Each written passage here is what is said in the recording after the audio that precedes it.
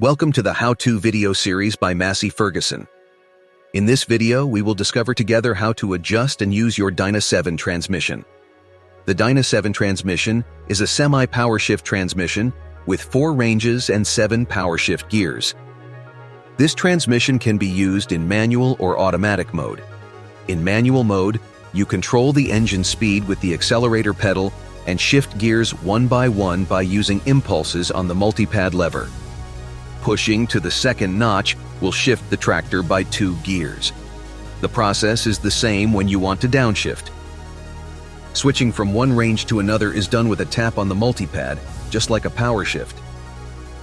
In automatic mode, you can use either the multipad or the accelerator pedal to give a forward command. The tractor will shift gears one by one, adopting the best possible engine speed management based on the load. If you push the multipad to the second notch, the tractor will engage a VMAX setting, visible on the dashboard in green highlight. The setting given to the multipad is fixed. You will need to brake or pull the lever if you wish to slow down. Conversely, with the accelerator pedal, the setting will follow the pedal. If you completely release the pedal, the setting will drop to the startup speed value. Next, there are 2 usage profiles available: a field profile, represented by a plow, and a road profile, represented by a trailer. Using the plow profile, you will be locked into one range, defined by the startup speeds you have set. This range is displayed on the dashboard with a green segment.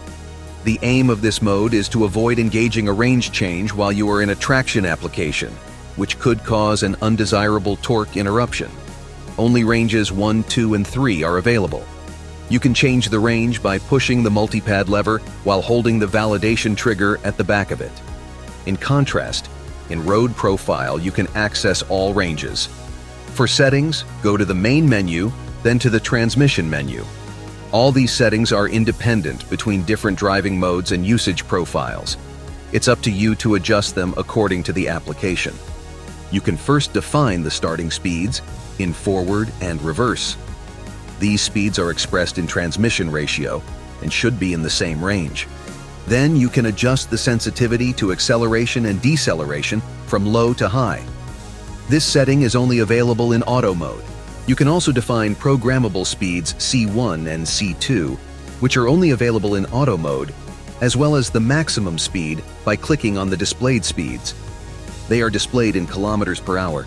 On the second page of the transmission menu, you will find the setting for the aggressiveness of forward and reverse shuttle, as well as a setting for the aggressiveness of power shift gear shifts within the ranges. This setting is only available in manual mode. Finally, you can enable or disable the brake to neutral function by pressing the brake pedals.